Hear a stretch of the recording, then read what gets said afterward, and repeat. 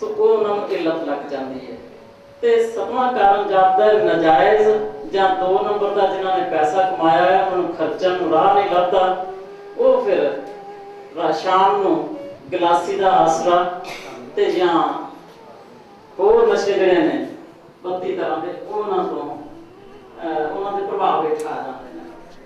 तो हुण असीं वेखदे हां जिहड़े खिडारी ने ये भी अपनी शक्ति बढ़ाउण लई नशे लैण लग पए ने, टीके लवाउण लग पए ने या होर दवाइयां जिन्होंने डोप टेस्ट राही तुसीं वेखदे पए हो कि वो फड़े जाते हैं। कईयां दे मैडल वापस होए ने, कबड्डी खिडारी भी पिछे दे अनफिट होए ने।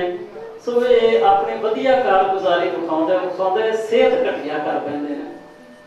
ते अगला कारण है कि ठंडिया मुल्कां विच कहंदे ने शराब जिहड़ी है वो तुहाडा जीवन आधार है, पर वो जीवन आधार नहीं जे उन्होंने ज्यादा वरतनी शुरू कर दें तो लोड़ तो ज्यादा कोई भी चीज बुरी है। तो कुछ हद तक या मैं समझती हूँ कि बहुत ही हद तक सरकारां भी जिम्मेवार ने। जिवें हुणे गल कीती सी वीर जी ने कि सरकार जिहड़ी है वो उचेचे तौर पर यतन करती है तो फिर नशा जिहड़ा वधदा है। मिसाल के तौर पर जिहड़े पुर्तगेजी ने उन्होंने चीन विच अफीम का व्यापार शुरू किया अपने करंसी लियाउण लई, सदियां पहलों की गल है। तो उन्होंने अपना आर्थिक लाभ लेना सी ते फिर यह धंधा अफीम का सर्वव्यापी हो गया। सारी दुनिया ते इस वेले उसकी समगलिंग चल रही है। सो ये सरकार पूरी तरह जिम्मेवार है। तो साडे मुल्क विच नशियां ते जिहड़ी जिन्नी नशियां तो आमदनी हुंदी है खास करके शराब तो जां अजकल जिहड़ी है कोकीन जां चरस जां होर इहो जिहे नशे जिहड़े करोड़ां रुपए दे किलो विकदे ने उन्हां दी समगलिंग जिहड़ी है उहदे लई भी सरकारां जिम्मेवार ने, क्योंकि सरकारां दी सरपरस्ती तो बिना कोई भी समगलर कामयाब नहीं हो सकता। ते इह समगलर ने जिहड़े साडे नौजवानां नूं नशियां विच फसाउंदे ने। ते हुण अगली गल शराब की गली जे लै लईए तो शराब नूं की लोग कहते हैं। कोई कहता जी 14वां रतन है, कोई कहता शेरनी का दुध है, तो कोई आंदा जी 6वां दरिया है। मैं समझदी हां तिन्ने लफज अनफिट ने शराब वास्ते। रतन बड़ी कीमती चीज़ है, सो शराब नूं रतन कहना बिल्कुल गलत है। जिथे भी कोई वरतदा मैनूं दुख आउंदा इंज लगदा जिवें कोई चोभ लगी है। तो जो इन्होंने शेरनी का दुध कहते हैं, शेरनी का दुध तो ताकत देने वाला है, तो ये ताकत देती है तो मत भ्रष्ट धरती की उपज बढ़ाता है। शराब ये काम नहीं करती। सो इन्हों 6वां दरिया कहना भी साडी मिस्टेक है, चाहे ग्रामेटिकल कह लो, चाहे भाषा की कह लो, चाहे भावना की कह लो। ये तिने लफज ये गलत है। लफज जो शराब है सोचने वाली गल है। सो शराब जिथे दिमाग का खाना खराब करती है उत्थे होर जिहड़े नुकसान करती है उन्हां विच किहड़े-किहड़े शामिल ने।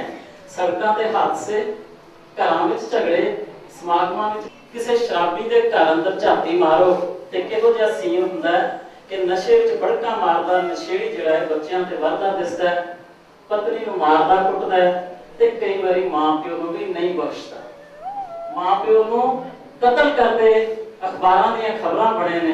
पत्नी भी दुखी, उहदे बच्चे भी ते मां प्यो भी। घर दा जे नसीब है वो सामने खड़ी दिसदी हुंदी है। शरीर के सारे अंगां ते इसका मारू असर हुंदा है। एक सिगरेट पीण नाल 14 मिनट बंदे की उम्र घटना ये नहीं वरतना, क्योंकि उदों एक सदी पहला तंबाकू की इत्थे आमद हुई सी अपने देश विच। ते उदों इस गल का वरतारा चल रहा सी कि लोग तंबाकू वरतते सन। ते गुरु साहब ने इस अपने सिखां लई मना करता कि यह नशा नहीं लेना, जिहड़ा रहत मर्यादा च दर्ज होई है। ते जिहड़ियां औरतां सिगरेट दीयां आदी बणीਆਂ होईयां ने उन्हां दे बच्चे कहंदे अंगहीन पैदा होंदे। साडे मुल्क अजे घट वरतारा है। प्रदेशां विच वीर कलसी जी जानते ने, उत्थे बीबियां आम सड़कों ते तुरियां फिरदियां ने, पी रही ने, भावें उन्होंने भी मना की हुई है। सारी दुनिया च हुण नो तंबाकू डे 31 मई नूं जिवें मई आ रही है, हर साल 31 मई को नो टोबैको डे मनाया जाता है। अंतरराष्ट्रीय पद्धर ते इसनूं मना किया गया है, पर जिन्ना चिर इंप्लीमेंटेशन ना होवे, कागजां च मना करन दा, असूल बनन दा, ला बनन दा कोई फायदा नहीं। सो दिन मनाउण दा भी तां फायदा है जे असीं किसी एक अते बंदे नूं इस इल्लत तो हटा सकीए। ते इहदी जिहड़ी पाबंदी है उत्ते जोर नाल लागू करन दा जिहड़ा प्रबंध है वो नहीं हो रहा, जिस करके इन्हां सैमीनारां दी लोड़ पैंदी है कि असीं आप ही सुचेत होइए, अपनी मौत आप ना सहेड़ीए।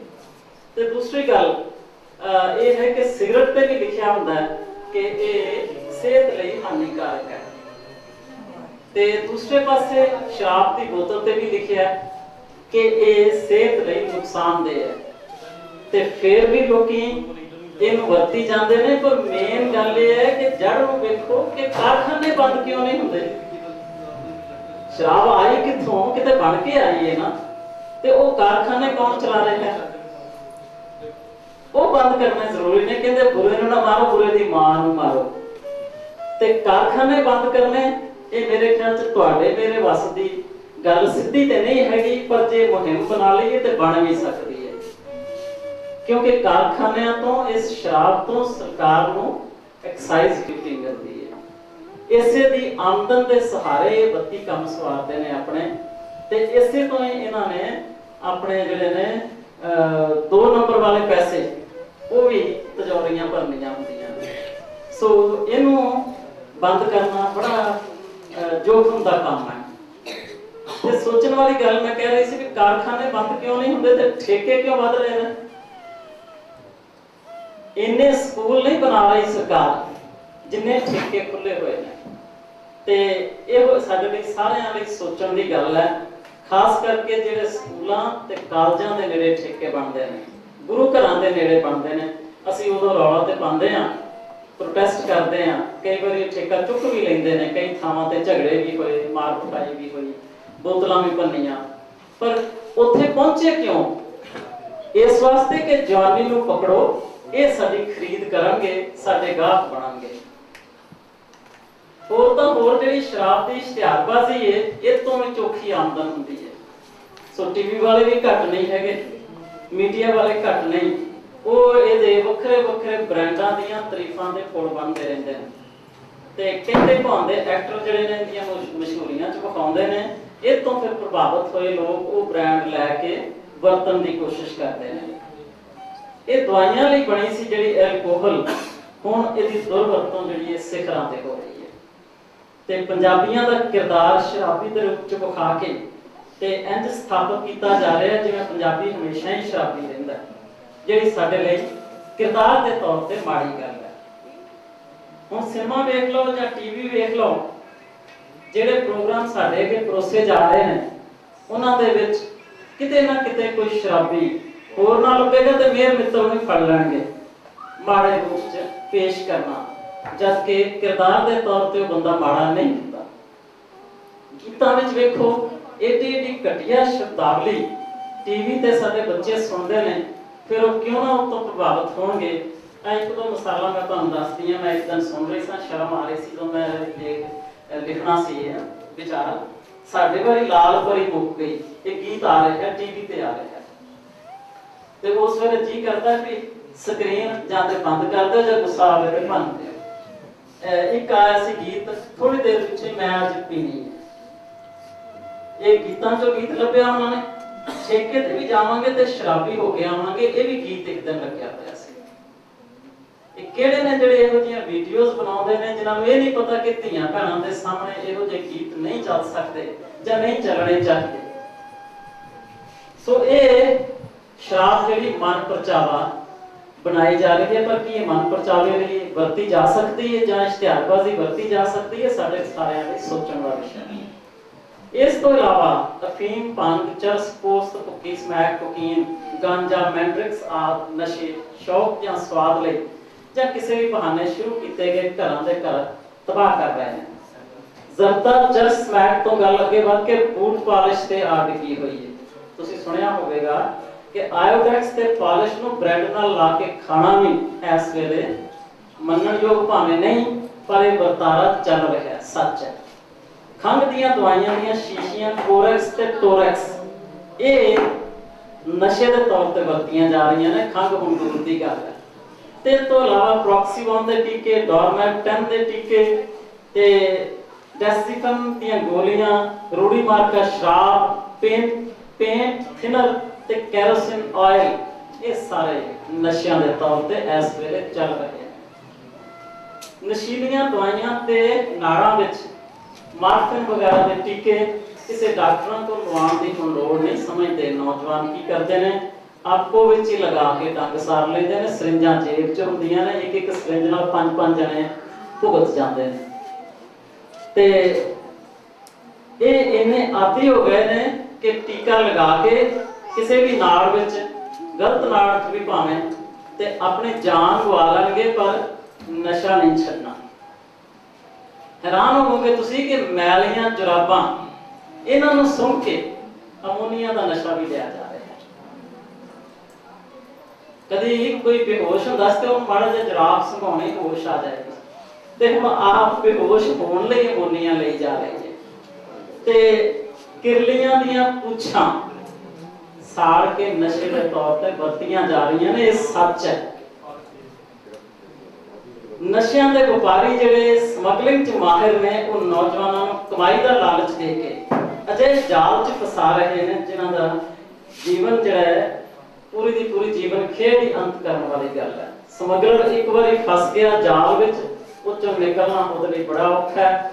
जां उहदे कोल कम लई जाणगे जां मार देणगे, क्योंकि उहनां दे काम दा नहीं रहा।